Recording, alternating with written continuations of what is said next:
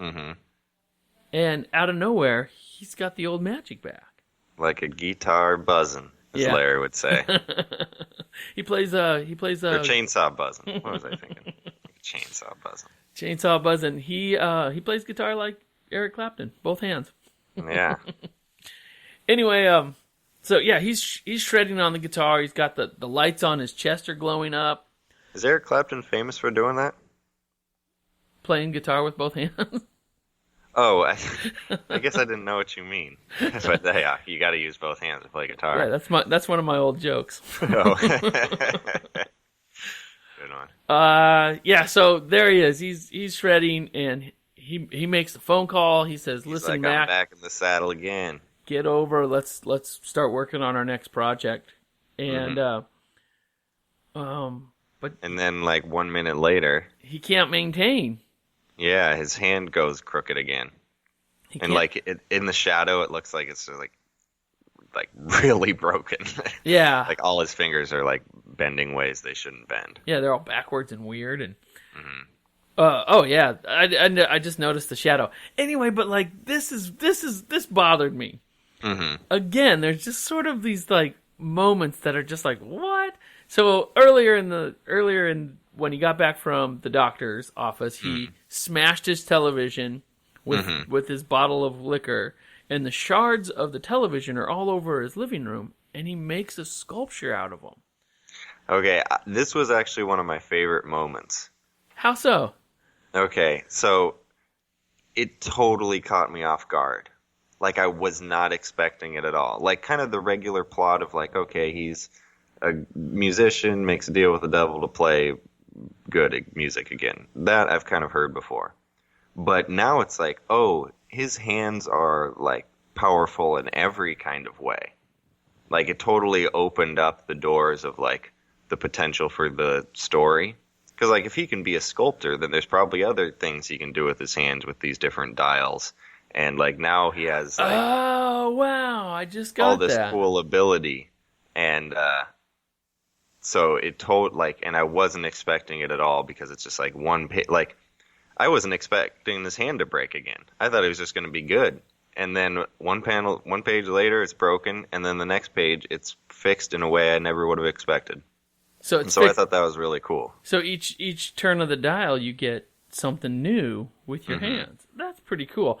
I did not quite get that. I was like, how on earth did he make this, like, balancing glass on edges that just, I was like, how, what? It is a weird looking thing. Yeah, so he makes this beautiful sculpture out of his broken television set that would sell for millions of dollars. There you go. But at the same time, he is not a sculptor. He is a guitar player. So yeah, he doesn't care about that garbage. He just wants to find the guitar button. Again. Yeah, so he tries in vain to get this guitar. Meanwhile, smashing all his other guitars, turning and clicking this thing, hoping to fix it, when out of nowhere, the ghost of other people. There's ghosts all of a sudden. There's ghosts. This threw me off too. Well, I think that once you fool around with the dark arts, you have... There's another side that comes back to haunt you. Yeah, and that's what's happening here. And of course, these people are urging him not to. Don't do it. Do it, because, you know. As you can see, we're dead. You're gonna be a ghost if you keep fooling around, if you go down this road.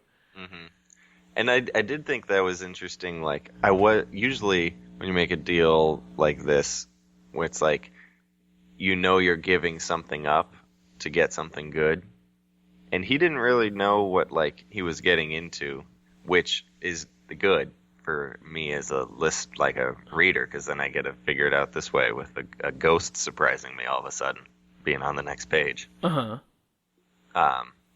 now that's the hook, because I want to know what happened. How does it work? I do too. I want to know more about Will's story. So yes, I am already downloading those next issues. But Comixology hooked me on this because it's a 4 or 5 inch issue mini, and they give you the first one for free.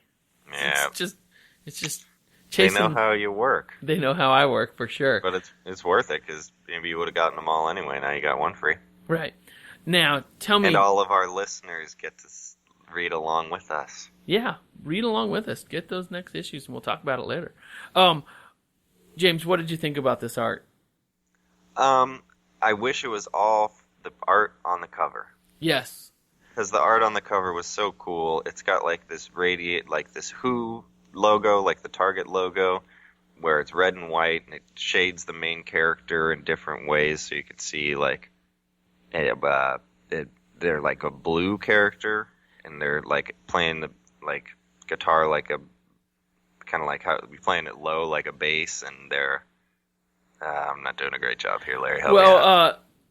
I am going to urge everyone to visit W.Scott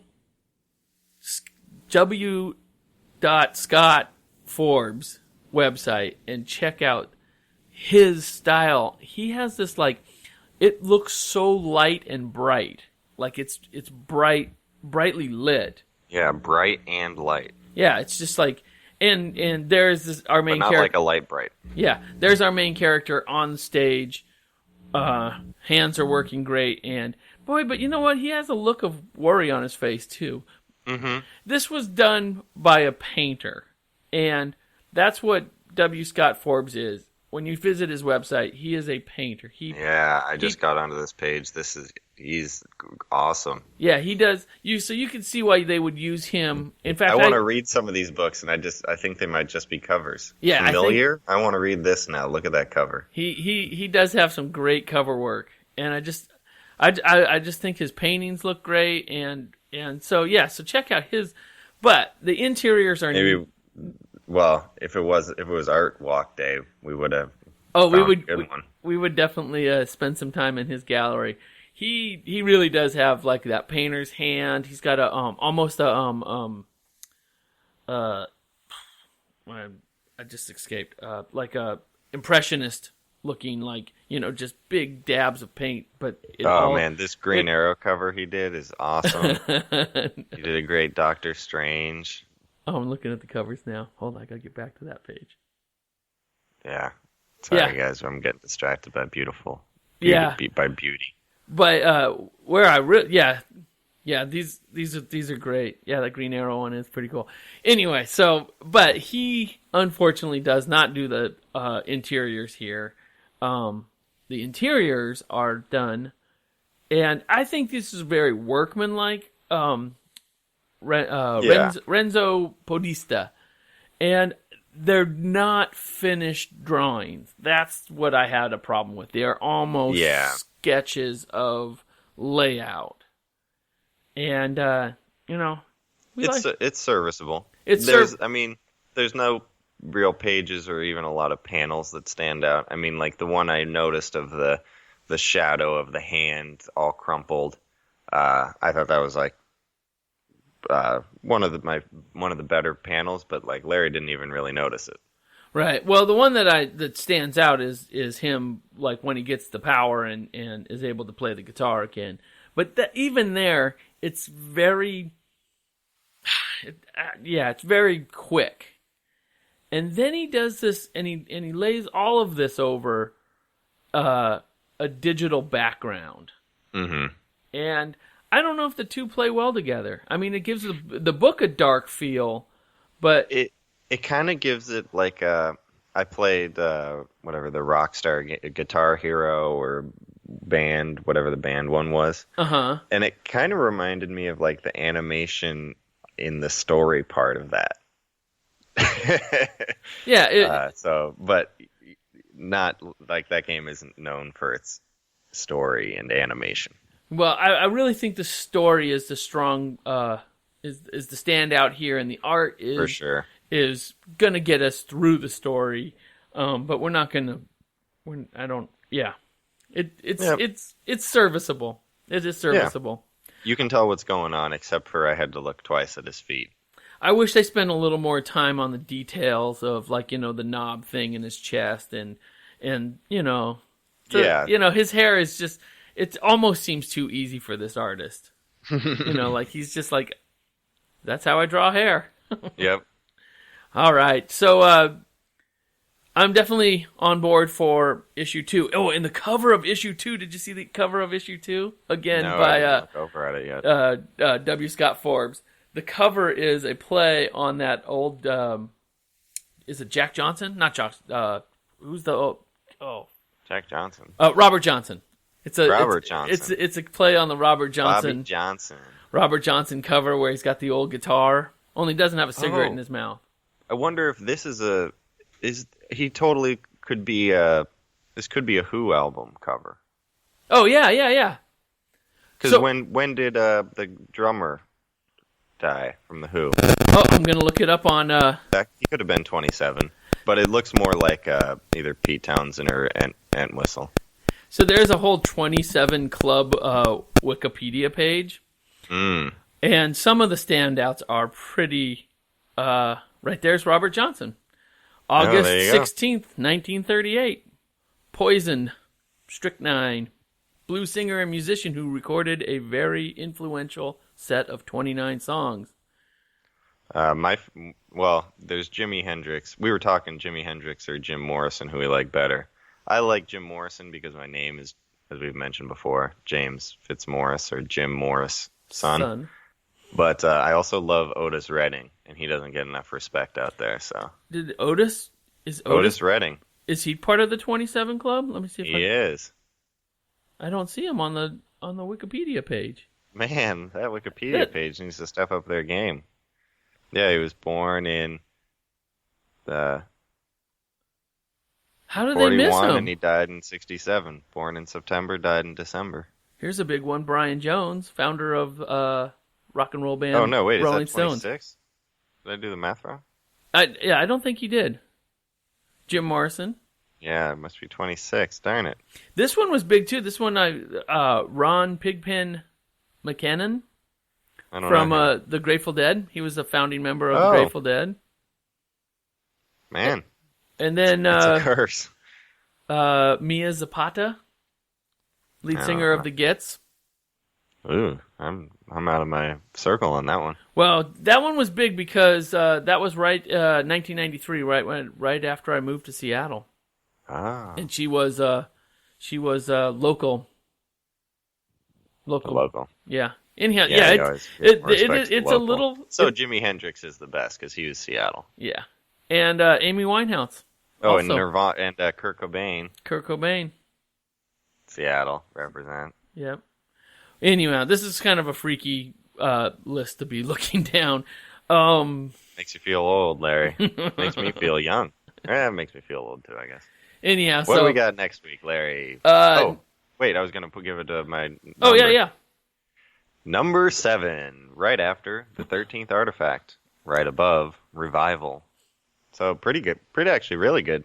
We've had a lot of heavy hitters this season so far. So number 7, it's tough to break the top 5 for sure. Well, you might have you might be there next week, James. This is that's a good sign. This is a good one. This one I'm currently reading the 5th trade of this. It came out. Oh, I didn't write the date down. Oh man, I'm bad. I'm gonna look it up real fast because 2017. I do want to get exit the reader, get back to my books. I'm sorry. So the book I want to read next week is called Manifest Destiny. Oh, that's a great title. And it is a. That's a top tier title. I love it. I'm reading this book already, even if I wasn't committed. In 1804, Captain Meriwether Lewis and Second Lieutenant William Clark set out on an expedition to explore the uncharted American frontier.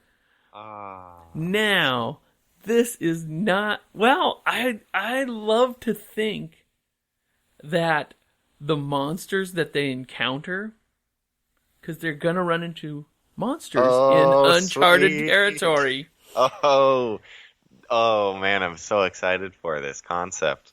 It is a great concept. Great unknown, and it's got some fantasy thrown in. Yes. That's a smart idea. It is super fun. So it did. I like this idea better than the what was the one we read with the Sasquatch? Proof. Proof. It kind of reminds me of Proof somehow already. Well, I kind of thought it... Because I want him to run into a Sasquatch.